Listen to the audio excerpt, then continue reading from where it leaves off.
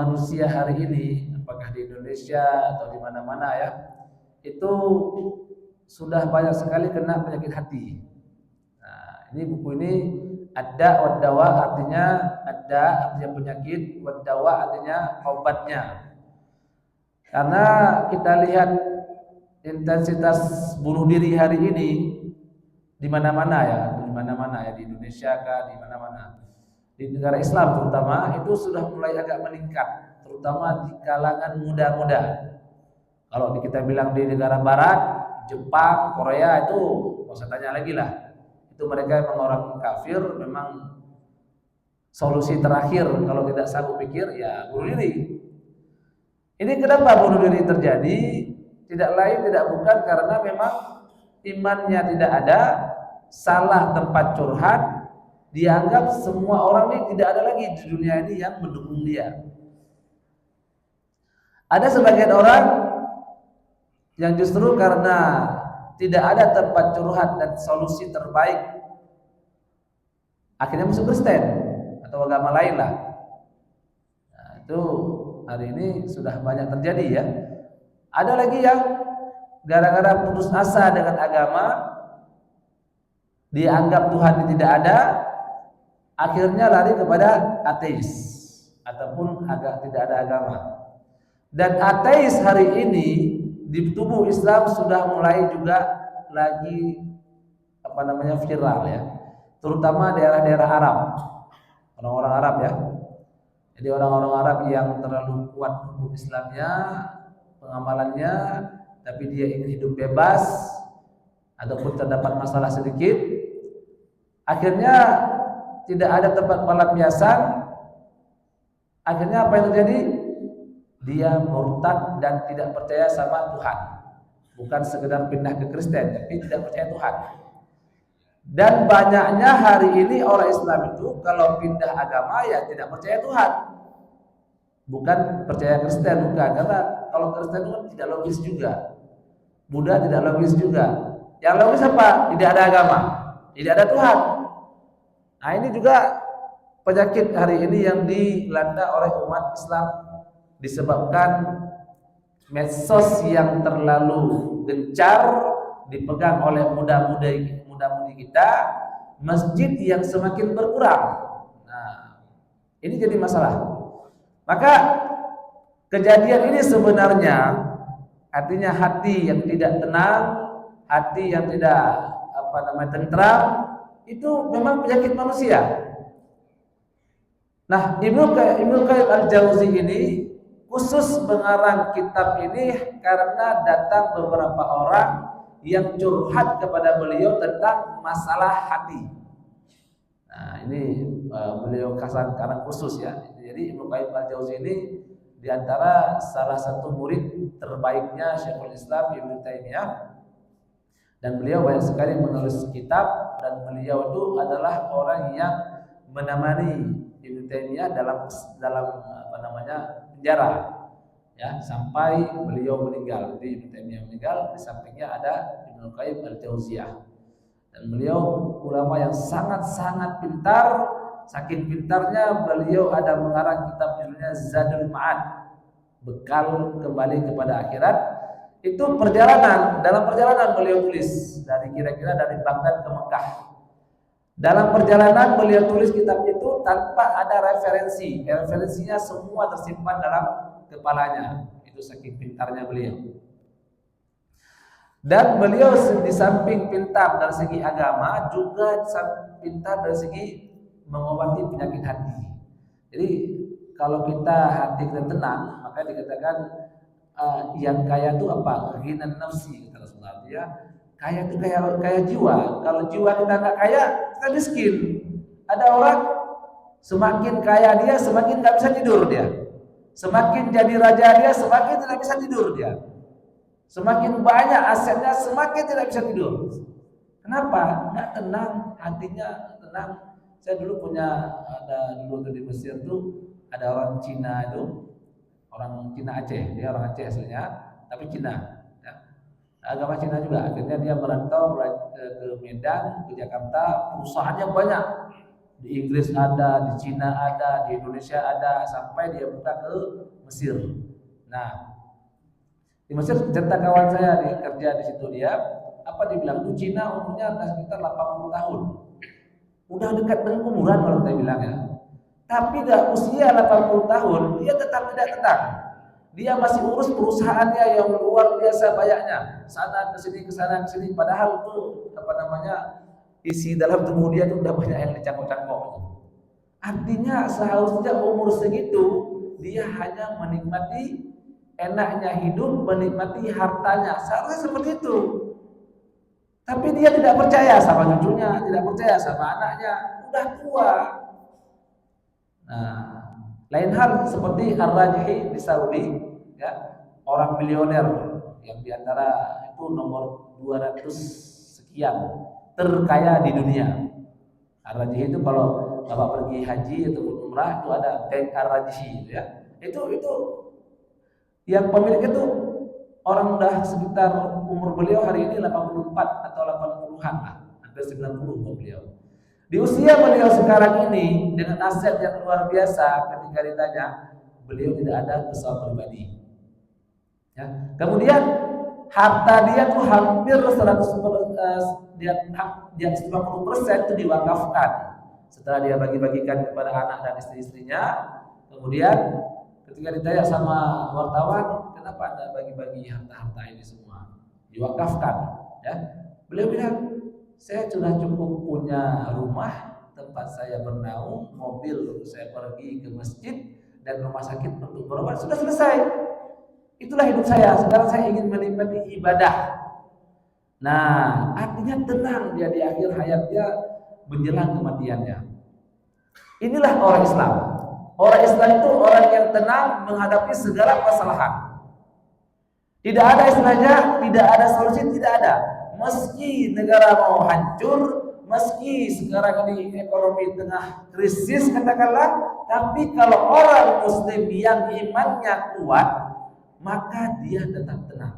Dan iman yang kuat, tenangan itu hanya akan didapatkan ketika ia mengetahui apa itu iman, apa itu ketenangan, dan itu semua akan didapatkan ketika ia mengaji.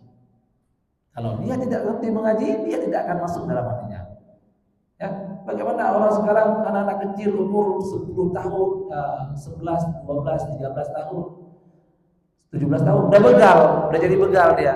Datang dia bawa pisau, begal orang, itu umur belia sekali, tapi kok udah berani begal dia. Apa yang terjadi sama dia itu? Ketika kita sudah punya kekayaan dengan gaji 100 juta katakanlah sebulan, gaji 100 juta sebulan, tapi masih mau juga ambilnya 1M, yang 2M, yang 271 triliun. Padahal uang dia sudah banyak, mobil dia sudah banyak, tapi tidak ada kepuasan yang ada dalam hatinya. Mungkin kita hari ini dengan gaji yang sekian kita anggap alhamdulillah sudah cukup. Enak ya dia ya, yang punya rumah gedung, rumah enak. Mungkin kita lihat seperti itu. Yang gedung lihat lagi yang di atas, terus, sehingga tidak ada kepuasan yang ada dalam hatinya kalau bisa dunia ini semua milik dia. Ini kenapa? Karena kena penyakit hati. Hati ini sentral juga di hati. Kalau hati bagus, semuanya akan bagus. Makanya kita perlu membaca kitab ini, menelaah kitab ini supaya hati kita tenang. Dan paling tenang itu kalau kita punya kawan yang memang menguasai hati. Jadi kita tenang. Contohnya beliau ini Ibnu Qayyim Al-Jauziyah. Beliau ini kalau beliau lagi gundah gelana, lagi susah, lagi nggak jelas lah apalah kan, apa yang beliau kan? Beliau hanya melihat wajah syekhnya, wajah Syekh Ibnu Taimiyah. Lihat saja mukanya, sudah tenang dia. Ini namanya orang yang penuh hikmah. Ya, kita ini kalau jadi penuh hikmah, orang ketemu sama kita itu baru ketemu saja sudah senang dia. Jadi kalau misalnya datang ke rumah mau balik, jangan balik dulu lah. Sebentar lagi. Tapi kalau kita penyakit baru datang, kapan kembali? Iya, kapan balik? Nanti kalau jam segini kamu nggak balik, mobil udah habis. Tujuannya apa? Sana pergi terus, pergi. Usir. Kenapa?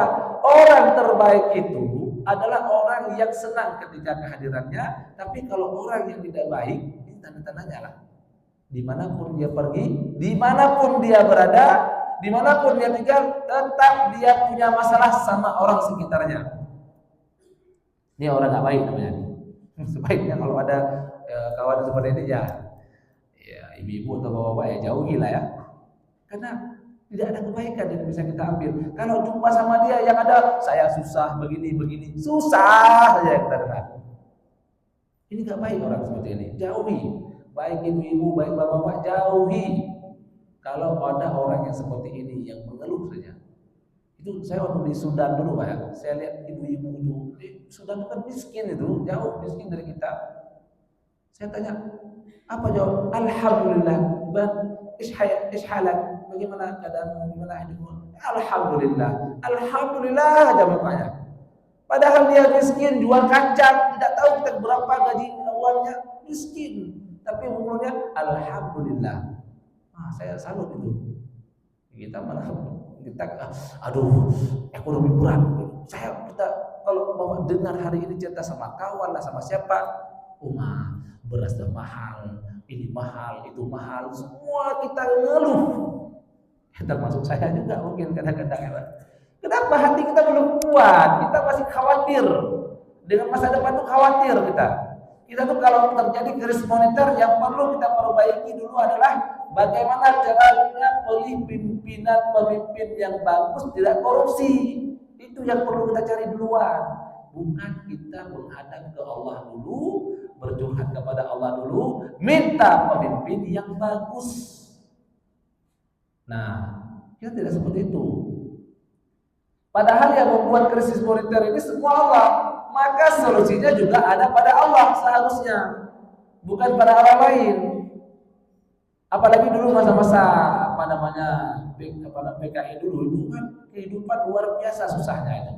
Kalau kita nggak ada iman, jatuh kita, mudah sekali menjadi itu. Kayak saya baca kisah Tan Malaka, ya, kisahnya DNID. Itu dua-duanya itu kan aslinya kan Sumatera Barat ya. DNID itu Belitung, ayahnya Sumatera Barat. Dua tokoh besar. Tan Malaka itu bukan tokoh Indonesia, dunia dia menjadi buronan Interpol dunia, ya, yang terpengaruh dengan komunis. Itu kenapa dia terpengaruh? Padahal itu orangnya sangat cerdas. Usia 10 tahun sudah hafal Quran ya. 10 tahun sudah hafal Quran. Jarang-jarang orang dulu bisa hafal Quran. Bahkan sudah bisa bahasa Arab di usia sekitar 11, karena orang tuanya orang taat beragama. Tapi setelah dia ilmunya hebat, merantau dia ke Jawa, ke Sumatera Timur, Delhi Sumatera Timur ya, Sumatera Utara ya, ke Delhi ya, kemudian merantau sampai karena dia itu ahli sekali, pintar bahasa Belandanya, pintar Tan Malaka ini, ya. Akhirnya beliau diundang belajar ke tempat negeri penjajahnya Belanda. Di sanalah dia berkawan sama orang-orang tokoh komunis Belanda karena pintarnya dia. Kemudian setelah pulang dia ke Indonesia, dia lihat tirani penjajahan yang luar biasa, zalim, ya. Akhirnya timbullah perasaan dia ingin membebaskan Indonesia ini. Indonesia yang dipikirkan, ya, yang dipikirkan bukan pribadinya tapi Indonesia. Tapi salah, hatinya memang betul ingin baik, cuma salah jalan sehingga dia menjadi tokoh komunis. Kenapa? Hatinya benar, dia sudah tapi cara jalannya itu salah. Inilah perlu kita mengaji, itu perlulah. Jadi orang yang telah terdidik dari awal, kalau kita tidak mendidik dia terus bagus sampai ujungnya nanti, akhirnya bisa saja dia terpeleset daripada jalan kebenaran setelah kebaikan. Ini termasuk juga ada seperti itu, lebih kurang. Nah, makanya kalau kita ingin anak kita itu terus bagus, pertama yang perlu kita lakukan, diri kita dulu kita rubah. Orang tuanya berdoa, sholat, ya Allah tunjukkan anak saya bersihkan hati dia daripada segala kesyirikan, daripada segala keburukan, sehingga menjerumuskan dia kepada keburukan yang luar biasa. Kadang-kadang orang kita sudah mati tapi masih datang dosa. Ya, sudah meninggal, udah berapa tahun, puluhan tahun, masih dosa masuk ke dalam kuburan kita. Yang bikin kita kan keran kebaikan tuh sudah kita meninggal terus jalan. Itu apa? Anak yang soleh, yang kita didik.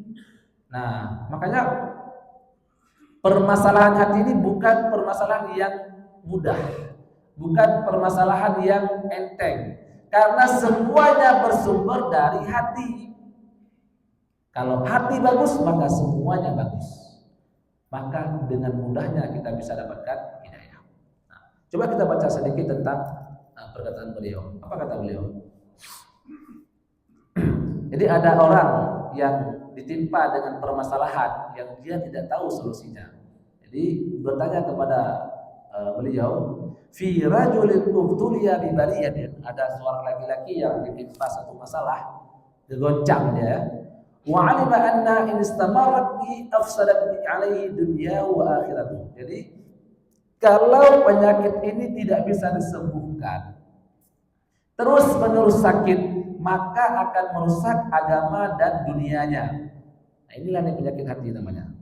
Wa qad istada fi daf'iha 'an nafsihi bi kulli turuq fama yazdadu illa tawakkulan wa syiddatan. Dia telah berusaha dengan berbagai macam metode, dengan berbagai macam cara untuk menyembuhkan penyakit ini, tapi yang ada semakin bertambah susah, semakin bertambah khawatir dia. Fabal hilatu fi dafiha. Apa cara untuk menyelesaikan permasalahan ini? Jadi pertanyaan yang disampaikan oleh orang kepada Ibnu Qayyim al-Jauziyah ini pertanyaan yang ditujukan kepada kita semua hari ini. Memang ada ya. Dulu saja coba bayangkan, ini dulu ya, masa-masa orang ibadahnya masih kuat, masa-masa orang masih kuat ibadahnya, masih hatinya masih bagus, masa itu. Tapi ada orang kalau dia tidak diselesaikan permasalahan itu, maka akan rusak hatinya. Ya seperti hari ini kita lihat ya, misalnya kita lihat negara-negara lain ya selain Islam ya, seperti Jepang lah, Cina ya, ataupun yang lain-lain ya. Ataupun Finlandia lah kita bilang kan, Finlandia yang katanya apa namanya itu negara dengan pendidikan tertinggi di dunia, ya itu kan bagus ya, negara paling bahagia di dunia katanya, ya.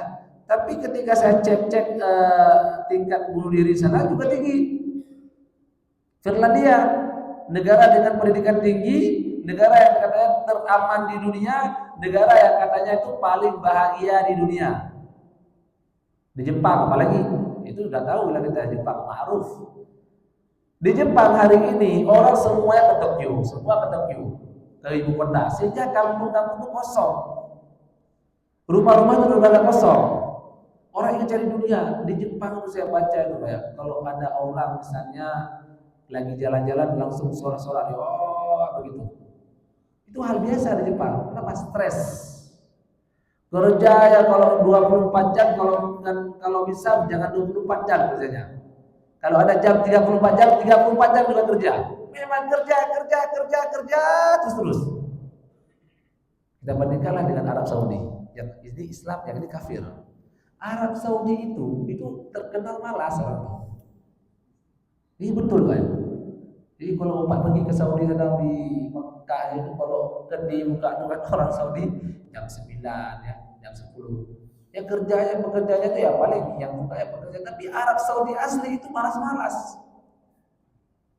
Tapi mereka giliran azan, Allahu Akbar, langsung penuh masjid.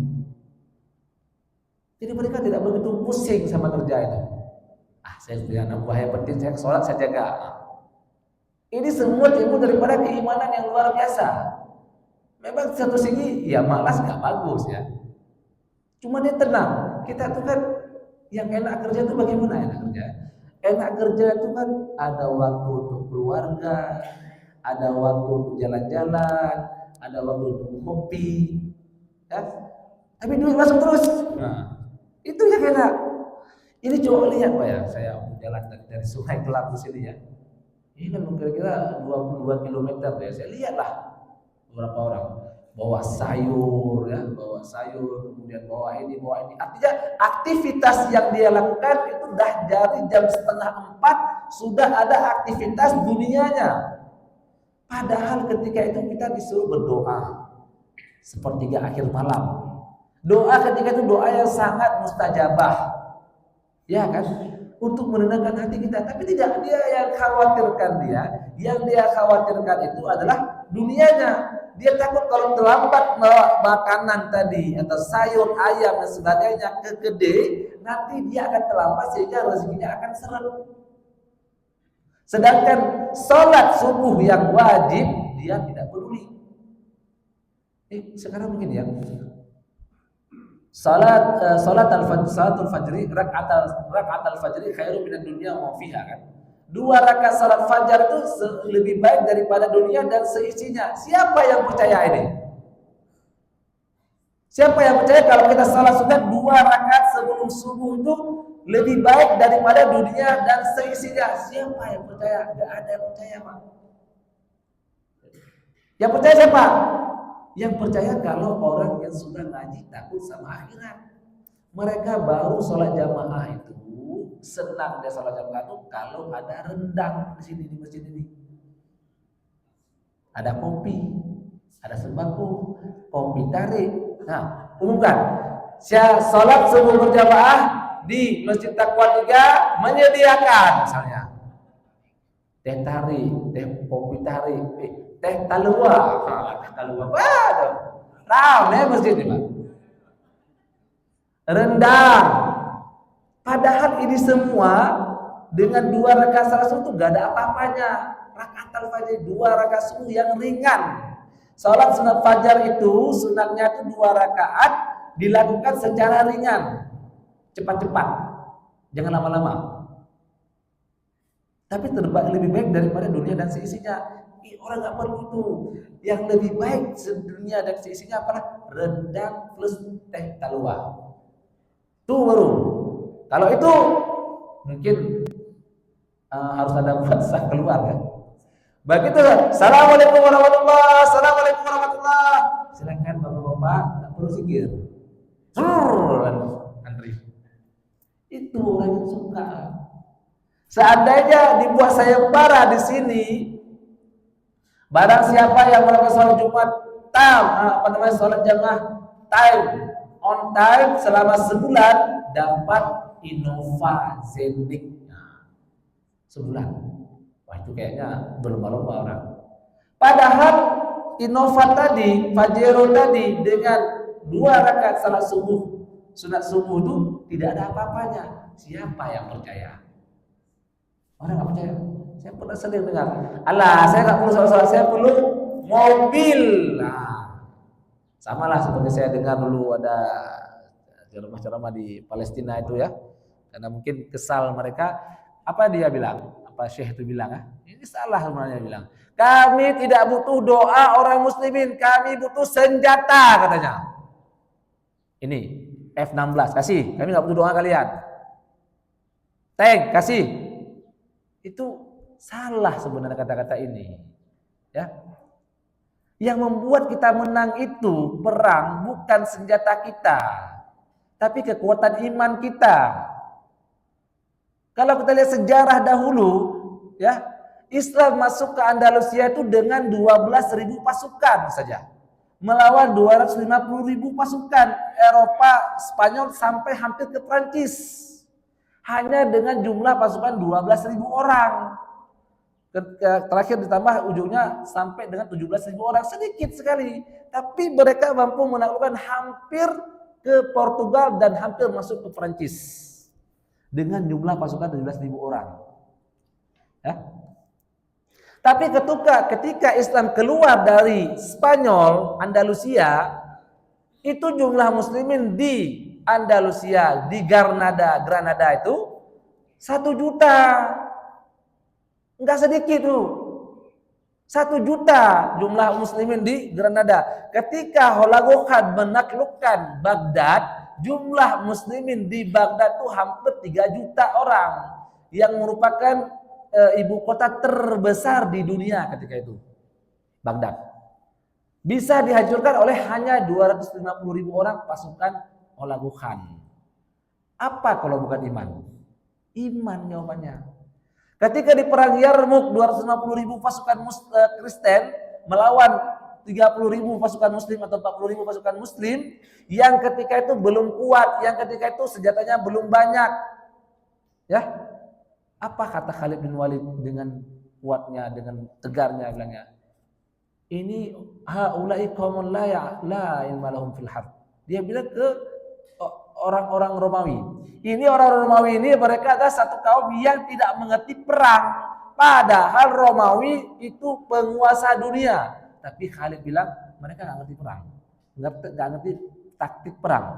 Itu kalau siapa yang mengatakan itu kalau bukan iman? Nggak ada khawatir dia sama orang kafir itu, nggak ada khawatir, sama sekali tidak ada khawatir dia. Inilah yang membuat kita tuh orang Muslim tuh kalau dulu tuh orang Barat itu takut sama Islam tuh, ngeri. Bahkan ketika dinasti Utsmaniyah, ketika di Khalifah Abu Pasir, itu di daerah Jerman itu ada salah satu di daerah Jerman itu kan, ada satu desa itu mereka tuh kan setiap panen itu selalu datang perampok. Perampok itu dari negara apa ya, lupa saya, entah Perancis ya. Oh, orang Perancis ya, salah satu daerah Perancis, datang orang Jerman ngerampok hasil daripada orang Perancis itu.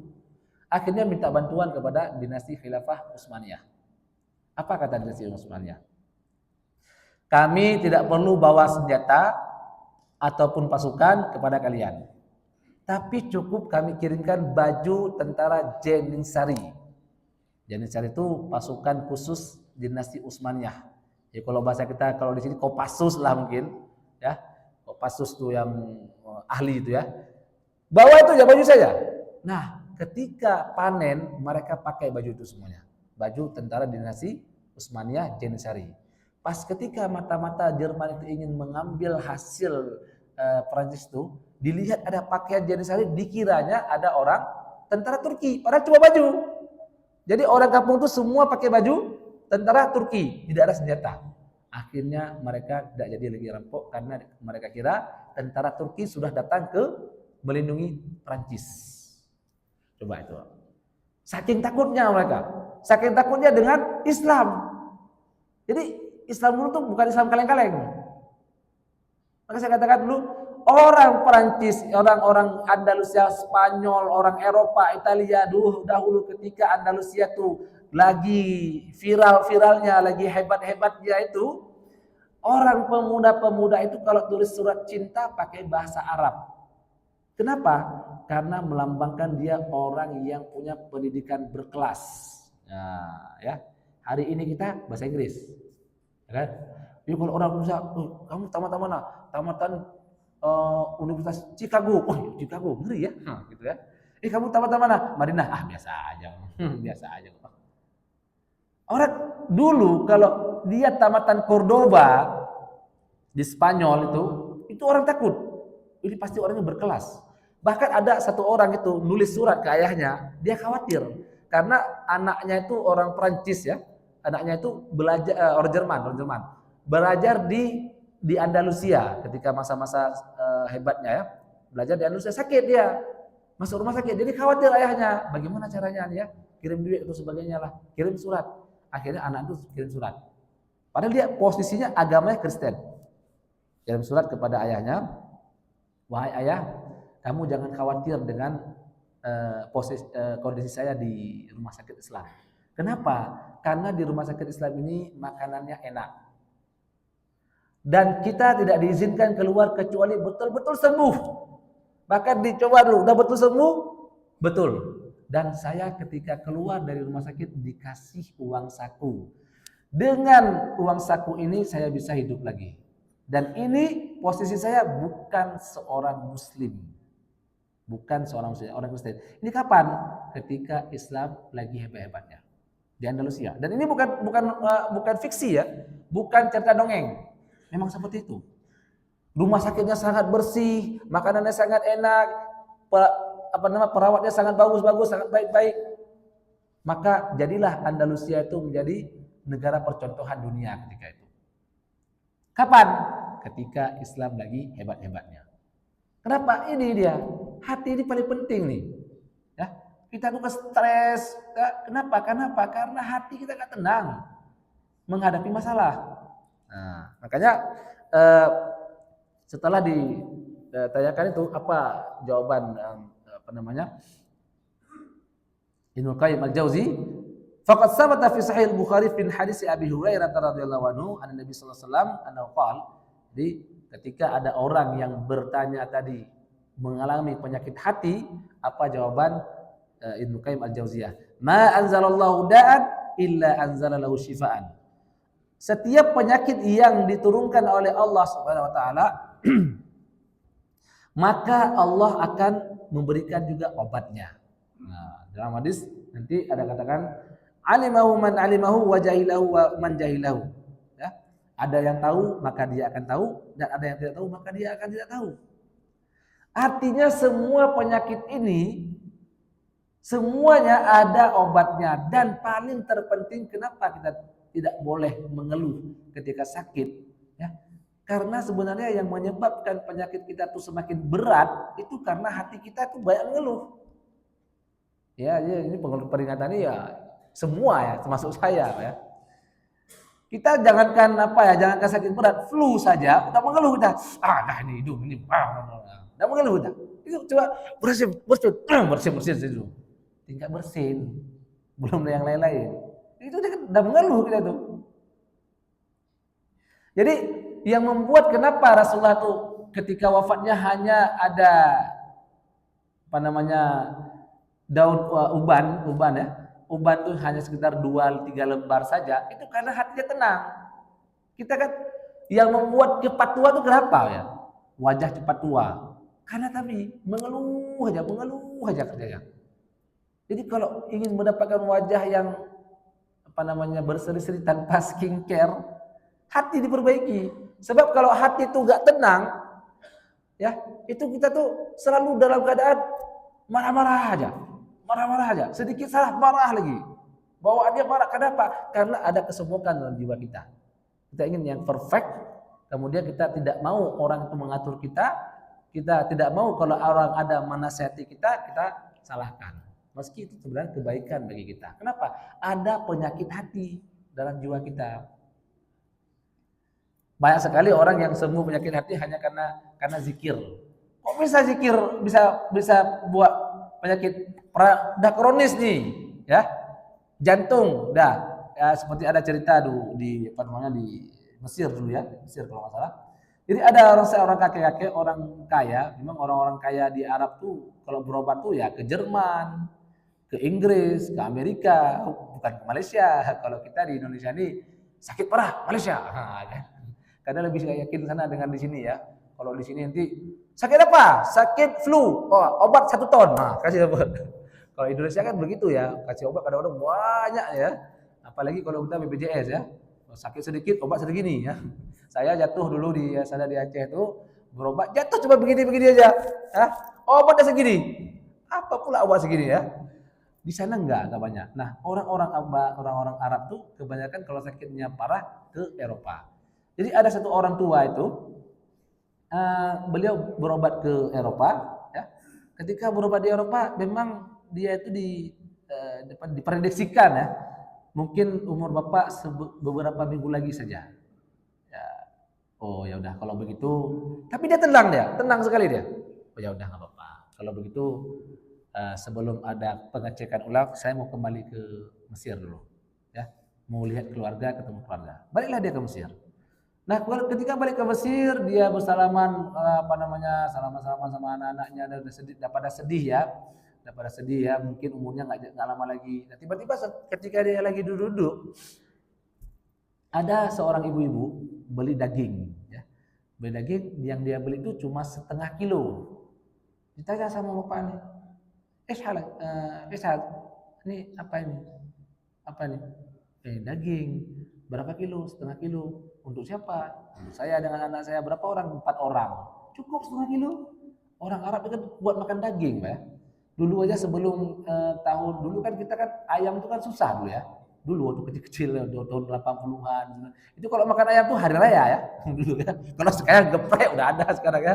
Nah, tapi di Arab sana dari dulu ayam tuh udah makan wajib. Kalau kita tuh saya aja awal-awal saya ke Mesir tuh tahun 2003 itu Pak ya. Di sini tuh ayam tuh makan ayam tuh masih spesial dulu ya. Masih spesial dulu ya. Kalau di sana udah tiap hari ayam daging tiap hari. Nah, kan. Jadi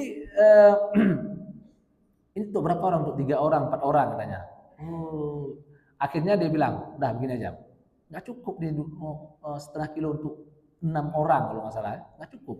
Akhirnya dia bilang sama pemilik daging, nih daging, ini saya bayar langsung 2 kilo daging untuk 2 tahun. Setiap hari. 2 tahun. Langsung cash dibayar. Nah, nih, untuk ibu ini. Dengan senangnya, dengan rileksnya. Artinya beliau tidak ada kepikiran, wah umur saya ini udah berapa minggu lagi nih. Gak ada lagi, santai aja dia. Kayak tidak terjadi apa-apa. Udah kasih dah. Pergilah, akhirnya pergi lagi ke ke Inggris, ke Jerman untuk berobat lagi ya. Sampai ke sana pas dia diperiksa penyakitnya kok tiba-tiba hilang. Heran. Kok bisa hilang? Ini lagi ya. Cerita ini bukan cerita Doraemon ya. Cerita betulan ini. Jadi Bapak paling kita bohong nih ya. Enggak, betulan nih ya.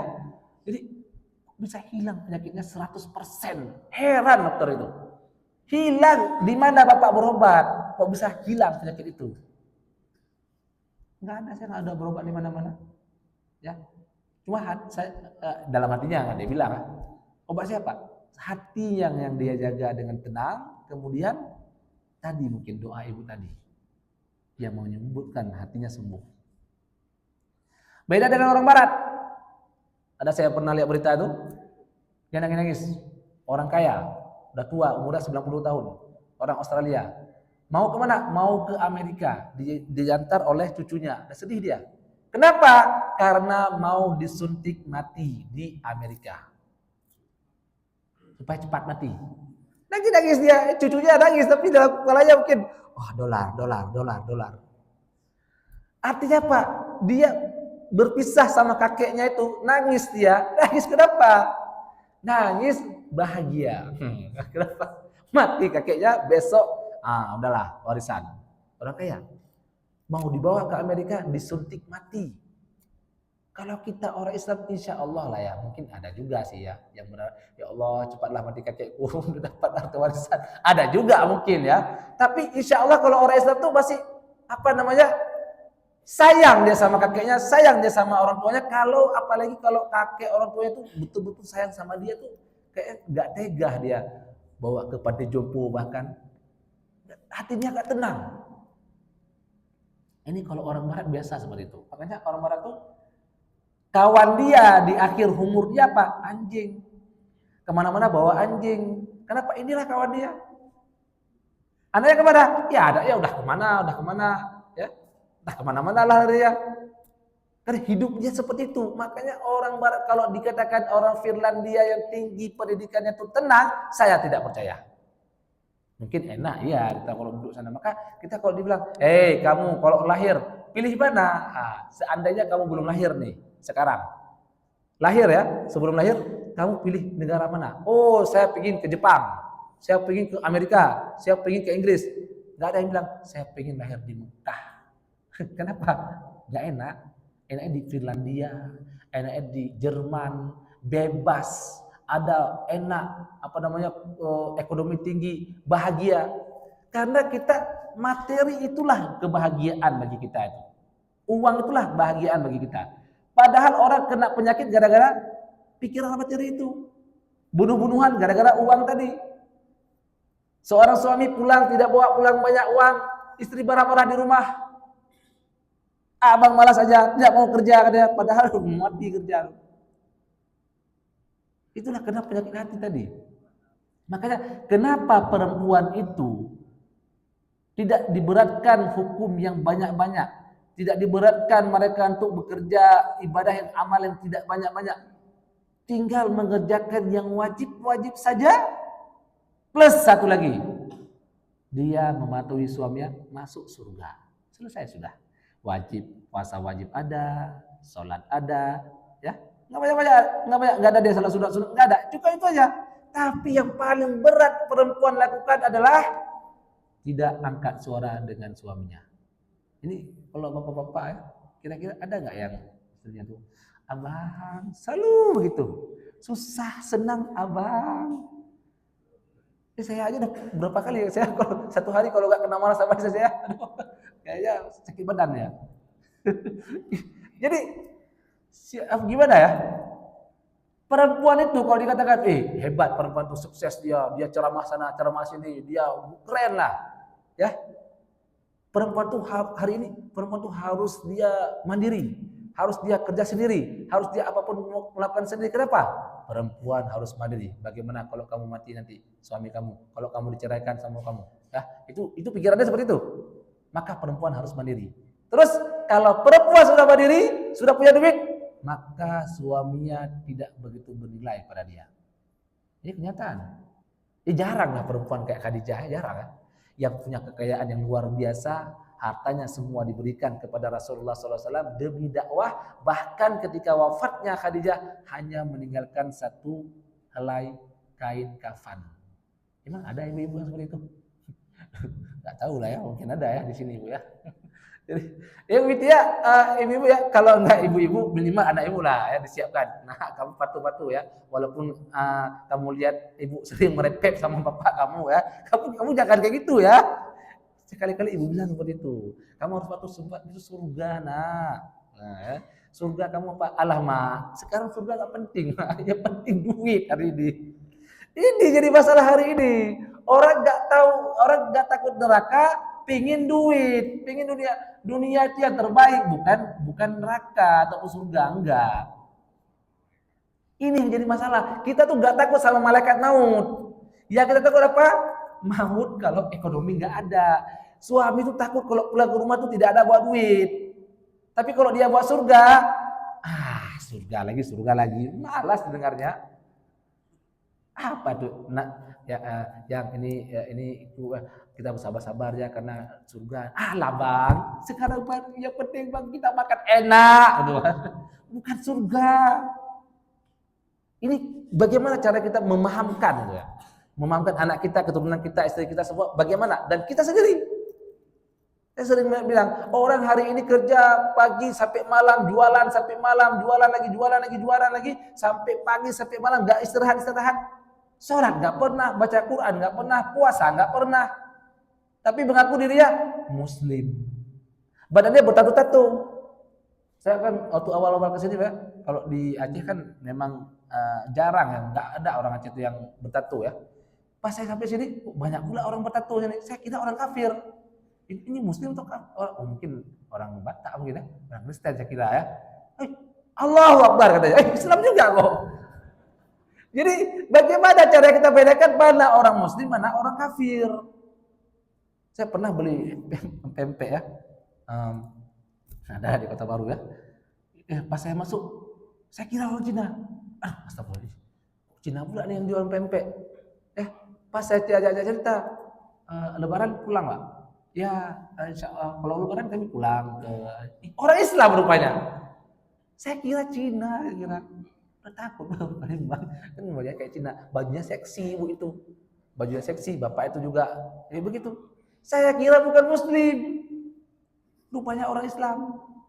Ya Allah ya Rabbi, istri saya waktu itu makan ayam geprek juga kan, jadi berdua datang mereka kan, pas datang, astagfirullah, dengan ustazah, ini restoran Cina. Katanya, astagfirullah, Bu, langsung tanya apa tadi? Bu, ini halal Bu ya? Langsung tanya, halal, saya Muslim. Jadi kita tuh Islam dengan orang lain itu ada perbedaan, ada ciri khas yang membedakan kita dengan orang lain. Ini kok sama pula, udah beda, udah susah kita beda. Ini orang Muslim kah? Tidak kah? Pakaiannya udah yang ceweknya jilbabnya tidak ada, baru rambutnya kuning tak apalah, pakai tank top pergi keluar, mamanya baru mau pergi ke masjid takwa.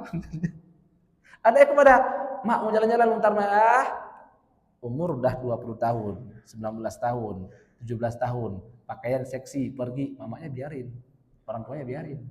Ini bagaimana caranya kita menciptakan generasi hebat yang tenang. Ini anak nggak akan tenang hatinya ini dalam menghadapi permasalahan. Kenapa? Agama tidak ada dalam rumahnya. Karena sekali lagi ya, obat terbaik untuk mengobati seluruh penyakit, apakah itu penyakit yang diderita badan kita, ataukah penyakit yang memang itu adalah penyakit yang berhubungan dengan akidah, itu adalah hati perbaiki, dekatkan dengan Allah Ta'ala, sebab solusi semuanya ada pada Allah Ta'ala. Maka perbaikilah hati ini. Dah zuhur ya? Zuhur pula. Dah duha ya? Mungkin ini saja ya, terlambat ya. Jadi mungkin mau jalan-jalan lagi minggu ya. Intinya ya, kita closing ini insyaallah ke depan nanti akan ada beberapa penjelasan ya tentang mengobati hati ini. Semoga Allah memperbaiki hati kita, semoga kita menjadi orang-orang yang tenang menghadapi semua masalah, dan semoga Allah memberikan rezeki kita baik dunia baik di akhirat. Nah, Allah a'lam bishawab. Semoga Allah memberikan hidayahnya kepada kita semua dengan memperbaiki hati-hati kita semua. Wallahu a'lam bishawab. Subhanakallahumma wa bihamdik, asyhadu an la ilaha illa anta, astaghfiruka wa atubu ilaik. Assalamualaikum warahmatullahi wabarakatuh.